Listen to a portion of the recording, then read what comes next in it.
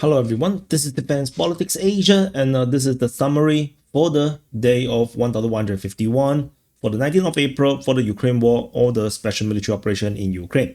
First thing first, I want to congratulate Cappy previously from Task and Purpose for his new channel. He just published his first video, so congratulations. The first video already blew up, so fantastic for him. And yeah, I think he's going to have a much better life than he was when he was at Task and Purpose for sure, because the revenue and everything, I think it's going to help him a lot. And can do go and support him. And History Legend also posted a new video on China's naval operations against Australia. You can also check that out. And of course you must check out DPA's videos. But that's why you're here. So anyway, first thing first is the big news. The Russians have announced Easter ceasefire. This will continue until the midnight of Sunday, Moscow time, which is another 14 hours as per this recording. However, the ceasefire does not apply if the Ukrainians attack. So if the Ukrainians attack Russian positions, the Russians are supposed to fight back. So that's the main gist of it. I've done a video on it while it was still fresh out of the oven, so you can check that out if you want to know my perspective on why the Russians did the ceasefire. So there's a reason for that. So the Ukrainians, according to Sergei, he reported to Zelensky. So Zelensky basically forwarded this information, which was then forwarded into the Ukrainian Defense Ministry's or Chief of Staff Telegram channel. Is that they say that their forces continue to be active in Kursk and also in Belgorod, and they're increasing their zone of control and they're advancing. Okay, so let's see if this is the case. I try to be more Korean in my hairstyle, but it's disturbing my eyes. Okay, so it failed, so let's push my hair backwards. So okay, then we go on to the Ukrainian front lines. So over at the Kursk front, we have fighting being reported at Mariupol. So the Russian Defense Ministry, as I mentioned yesterday, announced the capture of Oleshnya, in case you missed it. So they have the announcement of the capture of Oleshnya. There's no information about Gor now, which might be close to capture by now. So which is why I felt like the announcement from the Ukrainian side feels a little bit suspicious. It feels like hoping, it feels like trying to allay the fears. Although I'm not sure what's there to be fearful about, but they try to allay the discomfort about the news coming out from the front line. So just take that with a pinch of salt. Fighting is being reported at Mariupol, might be a continuation of the Russian offensive from the Kursk region into the Sumy region. There is a possibility. So we'll see how this goes. No Sumy front update, no Sumy sector update. As usual, as I mentioned before, once Oleshnya and Gorna both is captured, then the front line will start to change name into the Sumy front if the Russians do continue to attack. Over in the Belgorod sector, we have fighting reported at Popovka, according to the Russian Defense Ministry. This is the first time that we actually hear the Russian Defense Ministry mention about Popovka. This is the first time we have seen them talk about Popovka. So so that's all for this region. So yesterday I tried to change, and people say they prefer my big head. I'm not sure why. So big head is better than small head. I can imagine. So over because you guys 95% of you guys are guys. So I can see from the demographic analytics, it's no wonder you guys prefer the big head over the small head. Over in the Kharkiv front, Udi is being mentioned by the Russian Defense Ministry. So fighting is reported at Udi. Might be shelling, might be an attack. There's also, of course, the usual fighting at Voschansk. That also interesting to note is that because of the ceasefire, right? I'm curious to see whether there's any fighting being reported by the Ukrainians today. Because now currently right now is the ceasefire. So let's see how this go. Over in the Vesna front, at the Vesna front, the Russian forces continue their assault over at Malashakivka and Kindrashivka. So the fighting is happening around this sector south of Zapatny, and in the rear positions there is some shelling being reported by the Russians at Sadovod and Stakivka. And so these are all both the first time I've seen these locations being named. There's actually one more place I cannot find, which is Pogrebniakovka. I cannot find this place, so it might be a case where the name was changed. So yeah, it's not important, although it's probably most likely a real position shelling because it's not likely to be near to the front line anyway. So it's not a very important thing. Over in the Kupiansk front. We have fighting being reported at Petropavlivka and Kupiansk. So that's all. Nothing particularly new or special about this. We move on to the next front line over the Borova front. This is Borova. This is the Borova front. At the Borova front, we have the same two-pronged attack. This time around, Novoyehorivka is mentioned. In the north is Zarizove and Nova Kryakivka. Nothing particularly special about this as well. Korohovka is mentioned. The town along the bridge towards Borova, that was mentioned. I think they were shelled, but that's all. We move on to the Liman front. So this Liman, and now this is the Liman front. In the northern flank, we have continued Russian operations. Of course, currently the ceasefire, but this was yesterday's information. Fighting is reported at Kharkivka, Okhivka, Novomikhailivka, Khrushchevkove, Rukodov, and Zelena Dolena. Khrushchevkove, also in Russian is probably Glushchenkovo, is mentioned for the first time in our reporting. So something interesting, because Katerinivka is captured already according to the Russians. Like the Russians said that they have captured Katerinivka. So if this is the case, then an attack towards Khrushchevkove is not impossible. This is mentioned by the Ukrainians, so that's interesting. We move on to the southern flank. Southern flank, the only mentioned was Zarishny. So this is by the Russians. That's all from the Liman front. We move on to the Siversk front. At the Siversk, fighting is mainly over on this eastern part of the front line. If we zoom in, you'll notice this big chunk over here. This is the Ukrainian mapping. They have mapped that the Russians have captured most of the chalk quarry as well as everything south of the chalk quarry. Fighting is being mentioned. So the fighting is happening over in the Bilohorivka region.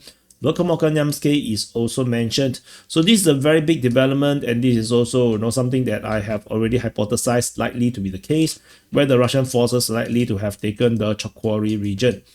Because of how the Russians already geolocated in these positions, it makes this region here impossible salient. Like you can't possibly have troops around here because you will have it nearly.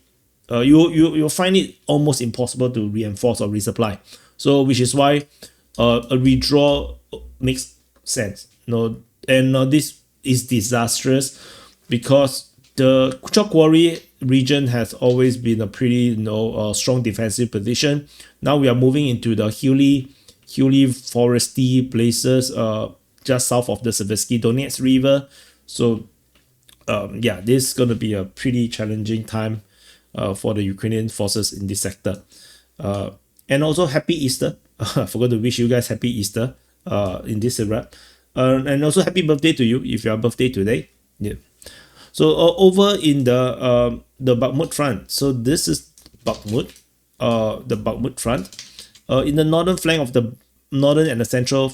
Okay, let's talk about the northern flank. I can't even zoom in. Okay, never mind. Fighting is reported at Vasilkivka, Krikorivka, and Chasivya. There is a very interesting announcement though, but from the Russian Defense Ministry yesterday on the capture of Shevchenko. You may be wondering where the hell is this Shevchenko, because in the Pokrov front, the Russians already announced the capture of Shevchenko. This neighborhood here is Shevchenko.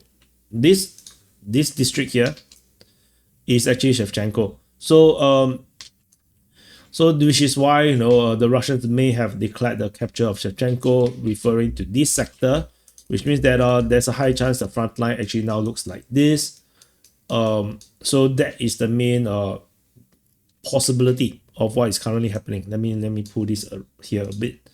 So this is a distinct possibility. So we will continue to monitor and wait for geolocations. I'm quite sure that if this is true, they are probably going to have some drone footages of them waving the flag or something. So let's wait and see how this continue to develop. It's captured by the Yoke group of forces. So let's see. Moving into the south, we have fighting reported at Stupovsky as well as Kudyumivka. So this on its own, nothing particularly special. We move into the Torx front. So this is Torx front, and this is the New York sector of the Torx front. In the Torx front region or Torx sector, fighting is being mentioned at Druzhba, Dashne, Dilievka, Torx, Ivanopilia, and Klebanbik. So yeah, of course, the front line looks super ridiculous right now with the sauropod still over here, the long neck dinosaur. So, and someone said that no, I'm actually pro dinosaur. Yes, I'm pro dinosaur. So I don't celebrate Easter. So yeah, I'm pro dinosaur. Oh, what the hell? Okay, yeah, so I'm pro dinosaur. No, so be it. Yeah, but happy Easter if you dinosaur denials. So over at the Dashny region, a major geolocation of Russian forces along this tree line, which my judgment call is that the Russians actually advanced in this hooking this hooking or flanking operation to the east of Dashne. So I do not think that the Russians taken any of these positions in the south yet, in the southeast towards Druzhba along the tree line. I feel like this is just a flanking operation coming from the east. We have seen this before already over in the Pokrov front, over at what's that place called? Yeah, Myrolyubivka. So we've seen the same thing over here where the Russian flank in and then they actually cuts into Myropilia. So this is Myrolyubivka. So that is there's a possibility that they are doing something very, very similar over this sector. Over in the New York sector, we have continued fighting being mentioned over at Sukabalka, fighting towards Stara Mikolaivka, as well as shelling at Zoria. So that's all over in this sector. We move into the Pokrov front. This is the Pokrov front. Over in the northern flank, you can see so many icons over here. The entire front line is starting to look very busy. Fighting is being reported over at Tarasivka, Vodyane-Druhi, Melanivka, Yelizavetivka, Sviridonivka, Novotoretsky, Myrolyubivka. So, and basically you can see that almost all the frontline towns is being mentioned. Almost all of them is very ridiculous, and this thing continues over to the rest of the front line. The cut into the Myrolyubivka, I believe I already mentioned during the situation report, so I'm not going to rehash the same thing again. Over in the Minohrad sector, this is Minohrad. Fighting is reported at Khrodivka, Promin, towards Minohrad, Lysivka, Shevchenko, and towards Pokrov. So very, very busy around here as well. Over in the Pokrov sector, this is Pokrov sector, fighting is reported at Zvivrove, and Uspenivka and Novo-Alexandrivka. So this is Shevchenko and towards Pokrov I already mentioned just now. So this area here is not as busy. We do not have the Kotlini and Wydashny mentioned, which is pretty normal for these two towns to be mentioned. So the rooster is very disappointed. So it's like super disappointing. So over in the southern flank of the Buckwood front, so we have a rather quiet, relatively quiet southern flank for a long time now, for I think 1 week or two. So suddenly we have a uptick of the towns being mentioned. Kotelivka, Preobrazhenka, Troitsky, Bodanivka, and Strypne is all mentioned by the reportings, mostly by the Ukrainians. So let's see how this continue to develop, whether this is a new phase of offensive offensive towards the border between Dnipropetrovsk and Donetsk Oblast. We move into the Koma front. So this is the Koma, and let's go to the footstop. This is the footstop. Over at Andriivka front, fighting reported at Andriivka, Konstantinopel, Rozliv, and Berhate. So strategically, nothing particularly special about this footstop.